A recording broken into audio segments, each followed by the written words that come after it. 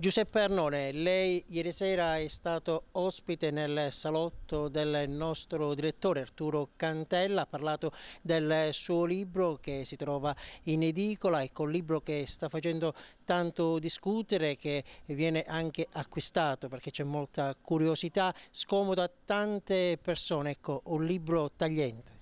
Io voglio ringraziare la vostra emittente e anche la squisita e simpatica professionalità del vostro direttore Arturo Candella. Invito i telespettatori agrigendini e siciliani a vedere questa lunga intervista tra me e Candella, perché la ritengo un capolavoro di giornalismo all'impiedi. Io sempre dico, quando il cavallo è di razza, se gli si mettono innanzi gli ostacoli, abbiamo un bello spettacolo, il cavallo che riesce a saltarli. Così è questa intervista su temi di grandissima attualità.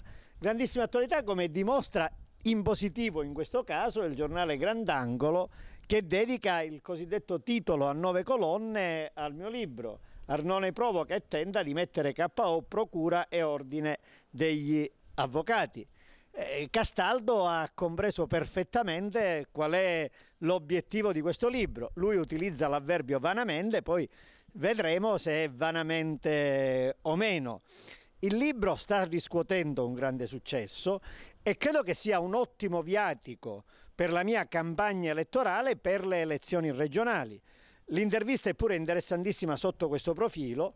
Rispondendo alle domande incalzanti del direttore Arturo Candella, io spiego perché intendo candidarmi nelle liste del Partito Democratico. Sono ad Agrigento il principale amico del candidato presidente Rosario Crocetta. Potrei chiedere la candidatura nella lista di Crocetta? No, voglio la sfida per il rinnovamento del Partito Democratico. Ma tutto questo e molto altro è ben spiegato nell'intervista con Arturo Candella. Ovviamente tocchiamo storie di altri personaggi e vi è la piena disponibilità, perché si sente toccato ad un contraddittorio, a dare modo di replica, a confrontarmi con queste persone, avvocati e politici che siano. E l'emittente TVA non ha ovviamente difficoltà a fornire questo ulteriore passaggio informativo e anche di spettacolo politico e di confronto che ne verrebbe fuori. Ci sono entrate a gamba tesa nel libro? Ma non le chiamerei entrate a gamba tesa, vi sono racconti di verità assolutamente scomode, verità che si volevano censurare.